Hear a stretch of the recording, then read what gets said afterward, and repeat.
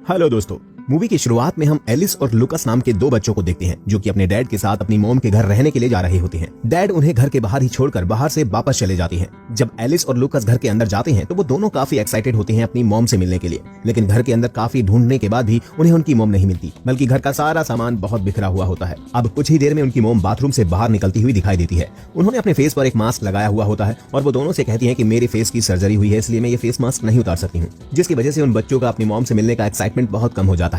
Mom Alice को एक welcome gift देती है जिसे पाकर वो काफी खुश हो जाता है, लेकिन उन दोनों के दिमाग में एक ही बात चल रही होती है कि जब मॉम अपना मास्क उतारेंगी तब उनका चेहरा कैसा होगा। इसके बाद उनकी मॉम उनके पास आती है और उन्हें कुछ रूल्स समझाने लगती है, जैसे तुम्हें मेरे बेडरूम में नहीं आना है और साथ ही पास वाले शूटिंग स्पॉट पर भी नहीं जाना है। बच्चे अपनी मॉम से गले मिलकर बेहद खुश होते हैं और साथ ही एलिस उन्हें एक पेंटिंग देता है जिसे पाकर उसकी मॉम का रिएक्शन कुछ खास नहीं होता। इसके बाद सब लोग साथ में बैठकर टीवी देखने लगते हैं और उनकी मॉम उन्हें कहानियां सुनाती है और उन्हें गुड नाइट बोलकर उनके रूम से बाहर जाने लगती है। तब लुकस एलिस से कहता है कि मॉम ने हमें वो सॉन्ग नहीं सुनाया जो हमेशा सुनाया करती थी, जिस पर एलिस लुकस से कहता है कि तुम चिंता मत करो, वो शायद भूल गई होंगी। लेकिन ये सब बातें दरवाजे के बाहर उनकी मॉम सुन लेती है। अब सुबह हो जाती है। लुकस और एलिस खेल रहे होते हैं तो वो उसी शूटिंग स्पॉट पर जाते हैं जहां उनकी मॉम ने उन्हें जाने से मना किया था, लेकिन ये दोनों नहीं मानते और वो उसके अंदर चले जाते हैं। वहां पर जाकर एलिस को अपने बचपन का कुछ सामान दिखाई देता है, लेकिन पास में ही उसे एक लकड़ी पर खून भी लगा हुआ दिखता है, जिसे देखकर एलिस काफी परेशान हो जाता है और वो उस कोटे से बाहर भाग जाता है और बाहर आते ही उनकी मॉम दिखाई पड़ती है जो कि बहुत गुस्से में होती है। गुस्से में वो एलिस को नीचे गिरा देती है। गिरने की वजह से एलिस को हाथ में चोट आ जाती है।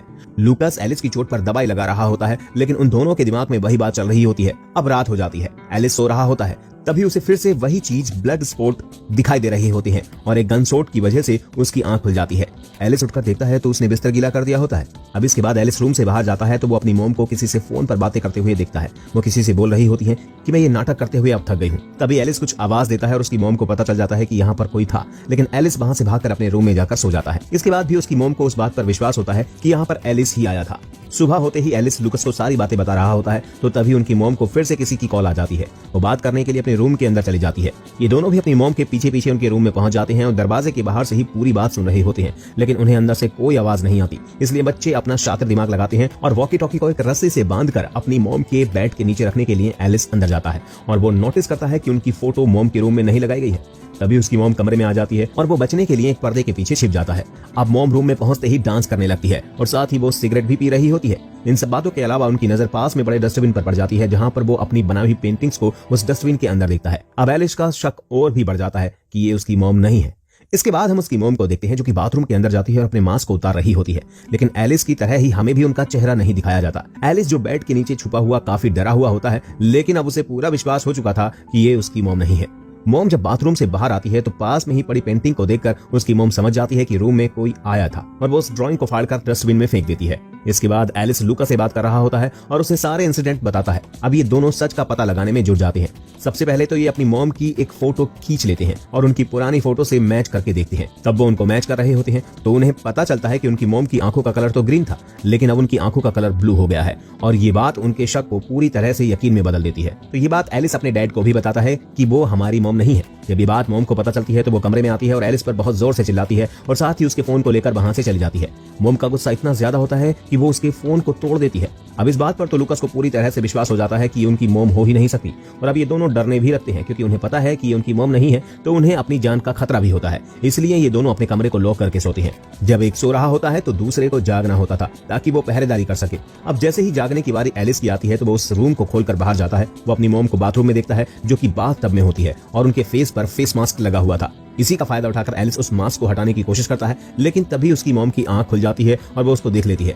एलिस बहुत डर जाता है और वो अपनी मॉम के सर पर मारकर वहां से अपने रूम में भाग जाता है और अपने कमरे को लॉक कर लेता है। मॉम को अब बहुत ज्यादा गुस्सा आ जाता है और वो दरवाजे को खोलने के लिए एलिस से कहती है, लेकिन एलिस अब बहुत ज्यादा डर चुका था इसलिए वो दरवाजा नहीं खोलता है, जिस पर उसकी मॉम गुस्से में उसके दरवाजे को तोड़ देती है और अंदर जाकर उससे पूछती है कि उसने ऐसा क्यों किया। तो वो उन्हें बताता है कि आप हमारी मॉम नहीं हो, जिस पर वो और भी ज्यादा भड़क जाती है और एलिस को अपने साथ ले जाकर उस बाथटब में बैठा देती है और उस पर ठंडा पानी तब तक डालती रहती है जब तक कि वो मान ना ले कि वो उसकी मॉम है। अब इसके बाद हम एलिस की मॉम को देखते हैं जो कि अलग ही क्रिएचर की तरह दिखाई दे रही होती है, लेकिन हमें जल्दी ही पता चलता है कि एलिस का नाइटमेयर था और उसे इस नींद से लुकस ने ही जगाया था, जो कि उसे कहता है कि हमें यहाँ से भागना चाहिए इससे पहले कि सुबह हो जाए। अब ये दोनों घर से भाग जाते हैं और उस रात बहुत ज्यादा बारिश हो रही होती है तो वो पास के ही खाली घर के अंदर चले जाते हैं और वहां जाकर सो जाते हैं। एलिस को फिर से वही नाइटमेयर होता है जिसमें उनकी मॉम एक क्रिएचर के रूप में उसकी तरफ आ रही होती है। तभी एलिस को फिर से नींद से जगा दिया जाता है और इस बार उन्हें पुलिस ऑफिसर ने जगाया था और वो लोग लोग उनकी पूरी कहानी सुनते हैं, जिसमें एलिस उन्हें बताता है कि वो हमारी मॉम नहीं है और हमें उनसे जान का खतरा है। पुलिस ऑफिसर भी उनकी बातों को ध्यान से सुनते हैं और उन्हें एक सेफ प्लेस पर ले जाने लगते हैं।